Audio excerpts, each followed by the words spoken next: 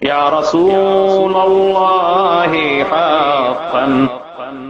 السلام علیکم ورحمۃ اللہ تعالی وبرکاتہ۔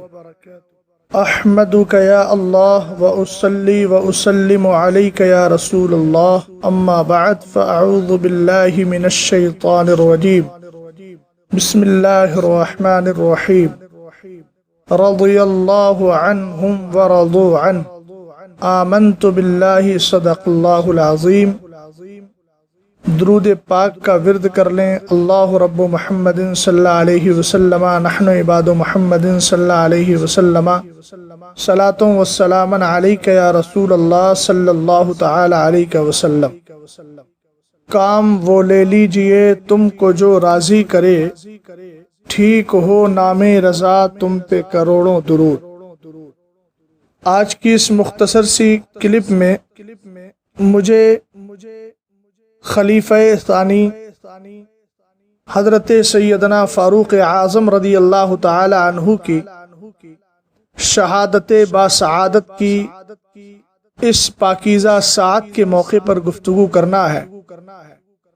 میں اپنے گفتگو کا آغاز سیدنا امام اہل سنت الشاہ امام احمد رضا خان فاضل بریلوی رضی اللہ تعالی عنہ کے اس مبارک شعر سے کرتا ہوں۔ وہ عمر جس کے اعداء پہ شیدا سقر، وہ عمر جس کے اعداء پہ شیدا سقر، اس خدا دوست حضرت پہ لاکھوں سلام، اس خدا دوست حضرت پہ لاکھوں سلام۔ ہم اہل سنت والجماعت کا یہ عقیدہ ہے کہ سب سے بڑا مقام میرے رب کا ہے، اور اس کے بعد حضرات انبیاء اکرام اور ان میں جناب محمد عربی صلی اللہ تعالی علیہ وسلم کا مقام و مرتبہ ہے۔ یعنی خدا کے بعد سب سے بڑا مقام مصطفیٰ کا ہے، پھر دیگر حضرات انبیاء اکرام کا ہے۔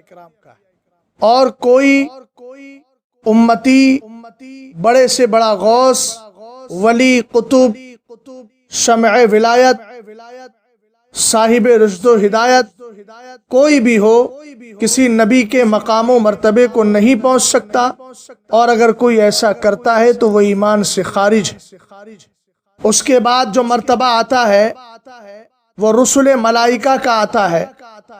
حضرت جبریل امین اور حضرت اسرافیل، حضرت میکائیل، حضرت اسرائیل اور عرش کو اٹھانے والے فرشتے وغیرہ۔ ان کے بعد جو مرتبہ انسانوں میں، تو حضرات انبیاء کے بعد سب سے بڑا مرتبہ حضرت ابوبکر صدیق اکبر کا ہے۔ لیکن عمومی طور پر رسل ملائکہ کے بعد جو مقام و مرتبہ آتا ہے وہ حضرت ابوبکر صدیق اکبر رضی اللہ تعالی عنہ کا آتا ہے، اور حضرت ابوبکر صدیق اکبر کے بعد جو مرتبہ آتا ہے وہ سیدنا عمر فاروق اعظم رضی اللہ تعالی عنہ کا آتا ہے۔ یہی اجماعی قطعی یقینی مسئلہ ہے اہل سنت والجماعت کا۔ حضرت عمر فاروق اعظم رضی اللہ تعالی عنہ ان 40 افراد میں 40ویں درجے پر ہیں جنہوں نے اسلام قبول کیا، اور آپ کے ذریعے 40 کی گنتی مکمل ہوئی۔ حضرت عمر فاروق اعظم رضی اللہ تعالی عنہ کی ذات پاک کو سمجھنا ہے تو آئیے کچھ حدیثیں میں آپ کے گوش گزار کر رہا ہوں۔ حضرت ابو سعید الخدری رضی اللہ تعالی عنہ فرماتے ہیں کہ آقا کریم علیہ السلام نے ارشاد فرمایا، بینما انا نائم، میں آرام کر رہا تھا، محو استراحت تھا، رأیت الناس یعرضون علی، میں نے دیکھا کہ لوگ مجھ پر پیش کیے جا رہے ہیں، وعلیہم قمص، اور ان کے جسموں پر قمیصیں ہیں، کرتے ہیں۔ سرکار دو عالم صلی اللہ تعالی علیہ وسلم خواب میں دیکھ رہے ہیں۔ یہ بات ذہن میں رہنا چاہیے کہ نبی کا خواب وہی ہوتا ہے۔ یہی وجہ ہے کہ حضرت ابراہیم علیہ السلام نے کہا تھا نا، انی ارا فی المنام انی اذبحک فانظر ماذا ترا، بیٹے میں نے دیکھا ہے کہ میں تمہیں ذبح کر رہا ہوں، تو تم بتاؤ تمہاری کیا رائے ہے۔ تو انہوں نے کہا تھا کہ جس چیز کا آپ کو حکم مل رہا ہے آپ اس کو پورا کیجئے۔ حضرت ابراہیم علیہ السلام نے اسی خواب کی بنیاد پر اپنے بیٹے کو ذبح کرنے کا، اپنے بیٹے کو خدا کی بارگاہ میں قربان کرنے کا فیصلہ کر لیا، جس سے پتہ چلتا ہے کہ نبی کا خواب وہی ہوا کرتا ہے۔ سرکار دو عالم صلی اللہ تعالی علیہ وسلم فرماتے ہیں یعرضون علیہ، مجھ پر لوگوں کو پیش کیا جا رہا ہے، وعلیہم قمص، اور میں نے دیکھا کہ ان کے جسموں پر کرتے اور قمیص ہیں، منہا ما یبلغ الثدی، کچھ قمیصیں ایسی ہیں جو پہننے والوں کے صرف سینے اور چھاتی تک پہنچ رہی ہیں، ومنہا ما دون ذالک، اور کچھ ایسی ہیں جو ان سے بھی کم ہیں یا ان سے بھی زیادہ ہیں، جیسا کہ ترمذی شریف کی روایت میں آیا ہے فَمِنْهُمْ مَنْ كَانَ قَمِيصُهُ إِلَى سُرَّتِهِ وَمِنْهُمْ مَنْ كَانَ قَمِيصُهُ إِلَى أَنْصَافِ سَاقَيْهِ۔ سرکار ارشاد فرماتے ہیں کچھ کی قمیصیں ان کے ناف تک پہنچ رہی تھی اور کچھ کی قمیصیں آدھی پنڈلی تک تھی۔ اس کے بعد میرے نبی نے ارشاد فرمایا وَعُرِضَ عَلَيَّ عُمَرَ بْنُ الْخَطَّابِ، مجھ پر عمر ابن خطاب کو پیش کیا گیا، وَعَلَيْهِ قَمِيصٌ يَجُرُّهُ، میں نے دیکھا اس کے جسم پر اتنی بڑی قمیص ہے، اتنا بڑا کرتا ہے کہ جس کو وہ زمین پر کھچیڑتے ہوئے، زمین پر کھینچتے ہوئے جا رہے۔ سبحان اللہ۔ صحابہ اکرام نے عرض کی آقا فما اولت ذالک، یا رسول اللہ سرکار ذرا اس کی تعویل بھی ارشاد فرما دیں۔ تب میرے نبی نے ارشاد فرمایا الدین، اس سے مراد دین ہے، اس سے مراد تقوی شعاری ہے، اس سے مراد پرہیزگاری ہے۔ مطلب یہ ہے کہ جو جتنا بڑا متقی ہوگا اس کو اتنی ہی قمیص دی جا رہی ہے، یعنی مراد یہ ہے کہ میری امت میں لوگوں کے تقوی الگ الگ ہیں، اور جس کا تقوی زیادہ ہے تو جو قمیص کھینچ رہے ہیں عمر، اس سے پتہ چلتا ہے کہ ان کا تقوی اور ان کی پرہیزگاری بہت بلند و بالا ہے، جس کے تقوی شعاری اور پرہیزگاری کی گواہی خود میرے مصطفیٰ دیتے ہوں، اس عمر کا مقام و مرتبہ کیا ہوگا۔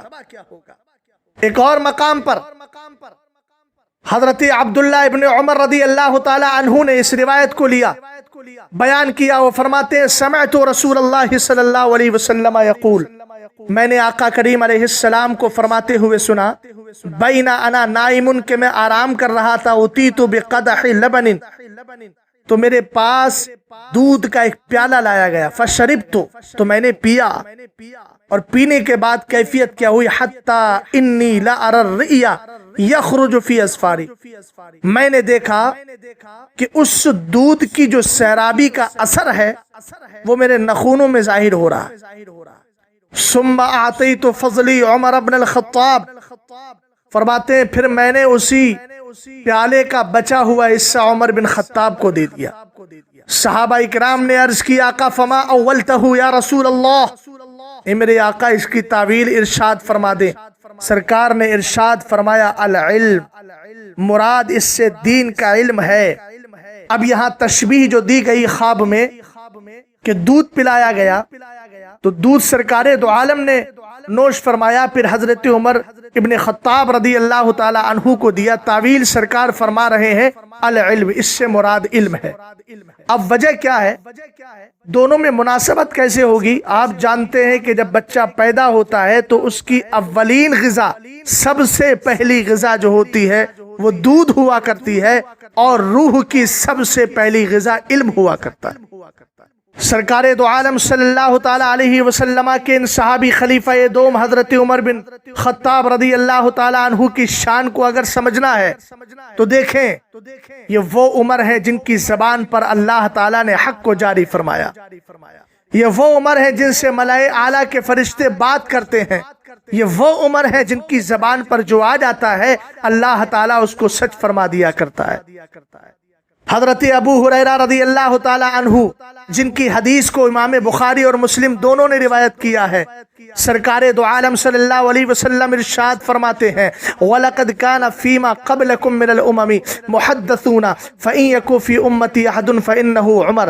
آقا کریم علیہ السلام نے فرمایا پچھلی امتوں میں کچھ ایسے افراد ہوا کرتے تھے محدثون، جن سے گفتگو کی جاتی تھی، جن سے بات کی جاتی تھی، اب اس کی شرح میں مختلف اقوال آئے ہیں. کسی نے کہا اس سے مراد الرجل الصادق الظن، مراد یہ ہے کہ وہ آدمی جو سوچتا تھا اس کا خیال سچا ہو جایا کرتا تھا. یا پھر اس سے مراد ہے من القی فی روعہ شیء من قبل الملأ الاعلی، یعنی کچھ ایسے بندے تھے جن کے دلوں میں فرشتوں کی طرف سے کچھ چیز ڈال دی جاتی تھی، تو وہ جو بولا کرتے تھے وہی پورا بھی ہو جاتا تھا. اس کیفیت والے جو بزرگ ہیں اور اس کیفیت والے جو افراد ہیں، سرکار علیہ السلام ارشاد فرماتے ہیں پچھلی امتوں میں ایسے افراد تھے جن سے ملائے اعلیٰ کے فرشتے بات کیا کرتے تھے اور جن کی زبان پر حق جاری ہو جاتا تھا، جن کا خیال اور ظن سچ ہو جاتا تھا. فرمایا فَإِن يَكُ فِي أُمَّتِي أَحَدٌ، اگر میری امت میں کوئی ہے فَإِنَّهُ عمر، تو وہ عمر ہے. حضرت عبداللہ ابن عمر رضی اللہ تعالی عنہ جن کی روایت کو امام ترمذی نے لیا، امام ابو داؤد نے روایت کیا، مگر راوی حضرت ابو ذر غفاری ہے.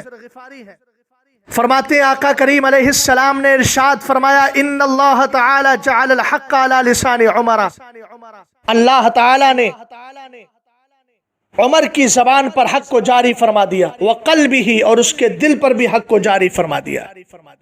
حضرت ابو ذر غفاری کا قول، وہ کہتے ہیں ان کی روایت کیا ہے، وہ فرماتے ہیں ان اللہ تعالی وضع الحق علی لسان عمر یقول بہ، اللہ رب العزت نے عمر کی زبان پر حق کو رکھ دیا ہے، یقول بہ، جس کو وہ اپنی زبان سے بول دیتے. حضرت علی رضی اللہ تعالی عنہ کی روایت بھی دیکھیں تاکہ پتہ چل جائے کہ حضرت علی نے بھی مناقب عمر کو بیان کیا ہے.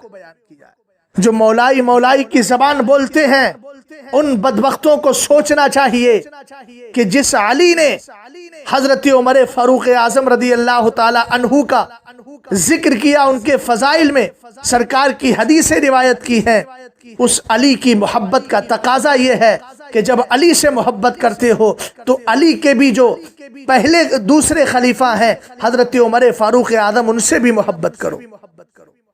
حضرت علی رضی اللہ تعالی عنہ فرماتے ہیں ما کننا نبعد ان السکینۃ تنطق علی لسان عمر، فرمایا ہم یہ بات بعید اور مستبعد اور عجیب نہیں سمجھتے تھے کہ سکینہ عمر کی زبان پر بولتا ہے. سکینہ عمر کی زبان پر بولتا ہے، اس کی دو تشریح کی گئی. فرمایا ہمارے نزدیک یہ کوئی بعید بات نہیں تھی کہ سکینہ عمر کی زبان پر بولتا ہے. اس کا مطلب یہ ہے کہ یا تو سکینہ ایک فرشتے کا نام ہے، تو مطلب یہ ہے کہ سکینہ جو فرشتہ ہے وہ حضرت عمر فاروق اعظم رضی اللہ تعالی عنہ کے دل میں اچھی بات کا الہام کر دیتا ہے اور وہ حضرت عمر کی زبان پر جاری ہو جاتی ہے. یا پھر سکینہ حضرت عمر کی زبان پر بولتا ہے، اس سے مراد چین و سکون ہے، یعنی عمر کی زبان سے جو باتیں نکلتی ہیں وہ لوگوں کے دلوں کے لیے چین اور سکون کا سبب بن جایا کرتی. کون؟ حضرت عمر فاروق اعظم رضی اللہ تعالی عنہ، وہ عمر فاروق اعظم رضی اللہ تعالی عنہ کہ جن کی محاسن اور خوبیوں کو بیان کرتے ہوئے حضرت عبداللہ ابن مسعود رضی اللہ تعالی عنہ جن کی روایات پر فقہ حنفی کی بنیاد ہے، انہوں نے حضرت فاروق اعظم رضی اللہ تعالی عنہ کے مسلمان ہونے پر جو تبصراتی جملے ارشاد فرمائے تھے، جو تبصراتی جملے بولے تھے، وہ آپ کے گوش گزار کرتا ہوں. انہوں نے کہا تھا کان اسلام عمر عزا وہجرتہ نصرا وامارتہ رحمہ واللہ ما استطعنا ان نصلی حول البیت ظاہرین حتی اسلم عمر. فرمایا لوگوں، حضرت عمر کا مسلمان ہونا یہ اسلام کے لیے عزت اور وقار ہے، اور آپ کا ہجرت کرنا یہ مدد ہے، نصرت ہے، اور آپ کی حکومت امت مسلمہ کے لیے رحمت ہے. اور کہا خدا کی قسم ہم نے خانہ کعبہ کے جو ارد گرد کھلم کھلا نماز پڑھی یہ اسی صورت میں ممکن ہو سکا جب اسلام کو حضرت عمر نے قبول کر لیا. حضرت عمر فاروق اعظم رضی اللہ تعالی عنہ کہ جب نیزہ مارا گیا اور آپ کو جب شہید کیا گیا، اور جس نے نیزہ مارا تھا وہ حضرت مغیرہ ابن شعبہ کا غلام تھا جس کا کی کنیت تھی ابو لؤلؤ۔ مدینہ شریف میں اس نے بدھ کے دن نیزہ مارا تھا۔ حضرت عمر فاروق اعظم رضی اللہ تعالی عنہ کے جب نیزہ مارا گیا، جعل یعلم، حضرت مسور ابن مخرمہ کہتے ہیں آپ کراہنے لگے، آپ کو درد کا احساس ہوا تو زبان سے آپ کے کراہنے کی آواز آئی۔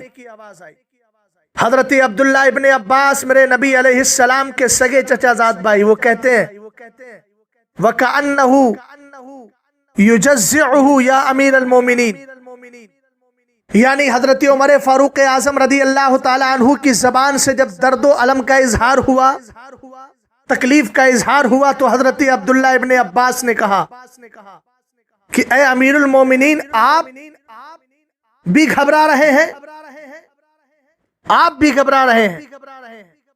حضرت عمر فاروق اعظم رضی اللہ تعالی عنہ سے وہ کہتے ہیں لقد صحبت رسول اللہ صلی اللہ علیہ وسلم فاحسنت صحبتہ، فرمایا آپ تو سرکار کے صحابی ہیں، نبی کی بارگاہ میں حاضر رہے ہیں اور آپ نے صحابیت کا حق بھی ادا کیا ہے۔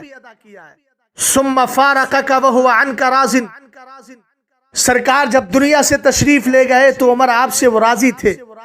ثم صحبت ابا بکر، پھر آپ حضرت ابو بکر صدیق اکبر کے ساتھ رہے، فاحسنت صحبتہ، تو آپ نے ان کے ساتھ بھی یہ دوستی اچھی طرح نبھائی۔ ثم فارقک وهو عنک راض، وہ جب دنیا سے گئے تو وہ بھی آپ سے راضی تھے۔ ثم صحبت المسلمین فاحسنت صحبتهم، پھر آپ مسلمانوں کے مصاحب اور دوست رہے، یعنی آپ منصب خلافت پر فائز ہوئے۔ 13 ہجری کو 22 جمادی الاخرہ کو آپ نے خلافت کی باغ ڈور سنبھالی۔ کہا فاحسنت صحبتهم، تو آپ نے ان کے ساتھ بھی اچھی صحبت اور اچھی مصاحبت اور اچھی دوستی نبھائی۔ وَلَئِنْ فَارَقْتَهُمْ لَتُفَارِقَنَّهُمْ وَهُمْ عَنْكَ رَاضُونَ، کہا عمر اگر آپ ان کو چھوڑ کر جائیں گے تو اس حال میں چھوڑ کر جائیں گے کہ یہ آپ سے ایسے ہی راضی ہوں گے جیسے مصطفیٰ آپ سے راضی ہیں، ابو بکر صدیق اکبر آپ سے راضی۔ تب حضرت عمر فاروق اعظم رضی اللہ تعالی عنہ کے سے جو اظہار درد ہوا تھا، آپ نے اس کی وجہ بیان کی اور آپ نے فرمایا اما ما ذکرت من صحبت رسول اللہ ورضاہ، یہ سرکار کے صحابی جو آپ نے سرکار کی صحبت اور صحابیت کا ذکر کیا کہ میں سرکار کی بارگاہ میں حاضر رہا، پھر سرکار مجھ سے راضی بھی رہے، جب دنیا سے تشریف لے گئے تو راضی تھے۔ فرمایا فإنما ذالک من من اللہ من به علی، کہا یہ اللہ کا مجھ پر احسان ہے جو اس نے اپنے فضل سے مجھے عطا کیا۔ وَأَمَّا مَا ذَكَرْتَ مِن صُحْبَةِ أَبِي بَكْرٍ وَرِضَاهُ، اور آپ نے جو حضرت ابو بکر صدیق اکبر کی دوستی اور ان کی خوشنودی کا ذکر کیا، فَإِنَّمَا ذَلِكَ مَنٌّ مِّنَ اللَّهِ مَنَّ بِهِ عَلِيَّ، یہ بھی اللہ کا احسان ہے جو اللہ نے مجھ پر کیا۔ وَأَمَّا مَا تَرَى مِن جَزْعِي فَهُوَ مِنْ أَجْلِكَ، اور فرمایا جو آپ نے میرا رنج و علم، درد و علم دیکھا، اظہار تکلیف کو ملاحظہ کیا، یہ اصل میں اظہار تکلیف کس لیے ہے؟ من اجلی کا ومن اجلی اصحابی کا، یہ تمہاری خاطر میرا گھبرانا ہے یا تمہارے دوستوں کی خاطر میرا گھبرانا ہے؟ تمہاری خاطر گھبرانا ہے اور تمہارے اصحاب اور دوستوں کی خاطر گھبرانا ہے۔ مطلب کیا ہے؟ مطلب یہ ہے کہ مجھ عمر کے لیے آقا کریم علیہ السلام نے خود فرمایا تھا نا، ایک دروازہ ہے جب وہ اکھیڑ دیا جائے گا تو اس کے بعد دنیا میں فتنے ایسے پیدا ہوں گے کہ جیسے سمندر کے اندر موجیں اور لہریں ہوا کرتی۔ تو حضرت عمر فاروق اعظم رضی اللہ تعالیٰ عنہ کے کہنے کا مقصد یہ ہے کہ مجھے جو نیزہ لگا ہے اس کی وجہ سے میں درد کا اظہار نہیں کر رہا ہوں، مجھے تکلیف اس بات کی ہے کہ جب میں دنیا سے چلا جاؤں گا تو میرے اصحاب کے درمیان جو ہے فتنہ پیدا کرنے والے آئیں گے اور اس فتنے قیامت تک پھر برپا ہوتے رہیں گے۔ آگے ارشاد فرماتے ہیں واللہ لو ان لی ضلاع الارض ذهبا لافتدیتمہ من عذاب اللہ قبل ان اراہ۔ امام بخاری نے اس حدیث کو روایت کیا، کہا خدا کی قسم اگر میرے پاس زمین بھر بھی سونا ہوتا تمہیں اللہ کے عذاب کو دیکھنے سے پہلے پہلے خود کو اس سونا دے کر عذاب الہی سے محفوظ کر لیتا۔ یہ حضرت عمر فاروق اعظم رضی اللہ تعالیٰ عنہ، جن کو میرے نبی علیہ السلام نے عشرہ مبشرہ میں شامل رکھا ہے، جن کو میرے نبی علیہ السلام نے جنت میں بلند و بالا مقام کی بشارت دی ہے، مگر خوف الہی کا غلبہ یہ کہ آپ کہہ رہے ہیں اگر زمین کے برابر بھی میرے پاس سونا ہوتا تو میں بارگاہ خداوندی میں دے کر خود کو عذاب الہی سے محفوظ کر لیتا۔ اس پر ہمیں اس حدیث کے ٹکڑے پر ہمیں غور کرنا چاہیے اور اپنے اعمال پر توجہ دینا چاہیے۔ خاص کر میں ان کے لیے کہہ رہا ہوں جو حضرت عمر فاروق اعظم رضی اللہ تعالیٰ عنہ کی خلافت کا انکار کرتے ہیں۔ آج کچھ بکواس کرتے ہوئے وہ افراد جن کو مالی خولیہ اور جنون اور پاگل پن کی بیماری ہو گئی ہے، وہ حضرت عمر فاروق اعظم پر انگلیاں اٹھاتے ہیں، ان کی خلافت کا انکار کرتے ہیں۔ ہم عقیدہ اہل سنت کیا ہے؟ ہمارا عقیدہ یعنی عقیدہ اہل سنت کیا ہے، یہ بھی ذہن میں محفوظ ہونا چاہیے۔ اور جو حضرت عمر فاروق اعظم پر تبرہ کرتے ہیں، ان کی شان میں گستاخی کرتے ہیں، ان کا انجام بد کیا ہے ذرا اس کو بھی سماعت کریں۔ آج ایک فرقہ چلا ہے، ایک جماعت چلی ہے، وہ لوگ کہتے ہیں ہم تو مولائی ہیں، ہم تو مولائی ہیں، کہتے ہیں مداری بھی مولائی ہیں، وارثی بھی مولائی ہیں۔ ہم نے کہا آنکھوں میں، ہمارے مسلمانوں کی آنکھوں میں دھول جھونکنے کی کوشش نہ کرو، ہم تمہاری حقیقت کو جانتے ہیں، تم مولائی نہیں بلکہ حقیقت میں تم وبائی ہو، اور تمہارا عقیدہ بھی وہی ہوتا چلا ہے جو عقیدہ ایک زمانے سے رافضی اور شیعوں کا چلا آ رہا ہے۔ حضرت عمر فاروق اعظم رضی اللہ تعالیٰ عنہ کے لیے کتب فقہ کے اندر جو عقیدہ اور نظریہ ملتا ہے، یاد رکھنا حضرت عمر فاروق اعظم رضی اللہ تعالیٰ عنہ ہو یا حضرت ابو بکر صدیق اکبر ہو، ان کی خلافت کو ہمارے علماء اہل سنت نے اعمال میں نہیں عقائد میں شامل کیا ہے، مسئلہ خلافت کو عقائد میں شامل کیا ہے۔ اور جو ان پر تبرہ کرتا ہے وہ سنے، ہمارے فقہ نے فرمایا بہت ساری کتابیں، الاشباح والنظائر، اتحاف الابصار، فتاوی انقرویہ، واقعات المفتیین اور فتاوی خلاصہ کی عبارت پیش کر رہا ہوں۔ الرافضی اذا کان یسب الشیخین ویلعنہما والعیاذ باللہ تعالی فہو کافر۔ فرمایا اگر رافضی بدعقیدہ شیخین کو گالیاں دے، برا بھلا کہے اور ان کی شان میں جو ہے وہ گستاخی کرے، ان پر لعن طعن کرے، ان پر تبرہ کرے، تو فرمایا وہ کافر ہے۔ وَإِن كَانَ يُفَضِّلُ عَلِيًّا كَرَّمَ اللَّهُ وَجْهَهُ عَلَى أَبِي بَكْرٍ الصِّدِّيقِ رضی اللہ تعالی عنہ لا يكون كافرا الا انه مبتدع۔ اور فرمایا اگر وہ حضرت علی کو ابو بکر سے افضل سمجھ رہا ہے تو اگرچہ کافر تو نہیں ہوگا مگر بدعتی ضرور ہے۔ حضرت ابو بکر صدیق اکبر، حضرت عمر فاروق اعظم دونوں کی خلافت اجماعی قطعی یقینی ہے، اس کا انکار جو ہے کفر کو لازم ہے۔ اسی لیے فتح القدیر شرح ہدایہ میں اور حاشیہ تبیین علامہ احمد شلبی کی جو ہے اس کے صفحہ 135 پر ہے، پھر روافض من فضل علی علی الثلاثہ فمبتدع وان انکر خلافت الصدیق او عمر رضی اللہ تعالی عنہما فہو کافر۔ رافضیوں میں کچھ وہ ہیں جو حضرت علی رضی اللہ تعالی عنہ کو خلفائے ثلاثہ حضرت ابو بکر، حضرت عمر، حضرت عثمان غنی رضی اللہ تعالی عنہم پر فضیلت دیتے ہیں۔ فرمایا وہ بدعتی ہیں، اور اگر وہ حضرت ابو بکر صدیق اکبر کی خلافت کا انکار کریں یا حضرت عمر کی خلافت کا انکار کریں تو وہ کافر ہے۔ اب یہ جتنے بھی مولائی کا ڈھنورا پیٹ رہے ہیں یہ سب جنون کا شکار ہیں، اس لیے کہ کوئی پاگل آج تک اپنے آپ کو پاگل کہتا ہوا نظر نہیں آتا۔ یہ حقیقت میں پاگل ہیں جو خود کو عقل مند سمجھتے ہیں اور طرح طرح کی باتیں کرتے ہیں کہ جب سے ہم آئے ہیں لوگوں کی نیندیں خراب ہو گئی ہیں۔ ہم نے کہا الحمدللہ ہماری نیندوں اور ہمارے چین اور سکون کو جب مولوی اشرف علی تھانوی خراب نہ کر سکا ہے اور تمہارا گرو گنڈال عبداللہ ابن سبا خراب نہیں کر سکا چکا ہے، اور ایران کی سرزمین پر یہ بسنے والی مردود جماعت ہمارے چین و سکون کو خراب نہیں کر سکی، تو آج تم کیا کرو گے؟ اس لیے کہ ہم اس امام کو مانتے ہیں جس امام کے لیے ہماری عقیدت کہتی ہے، جس نے بد مذہبوں کے قلعے ڈھا دیے، ہمت اعلی حضرت پہ لاکھوں سلام۔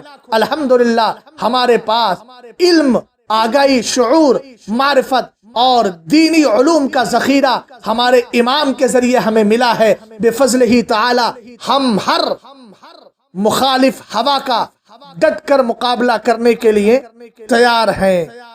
سن لے آدا میں بگڑنے کا نہیں، وہ سلامت ہیں بنانے والے، اور ایک طرف آدائے دی، ایک طرف ہے حاسدی، بندہ ہے تنہا شہا، تم پہ کروڑوں درود۔ السلام علیکم ورحمۃ اللہ۔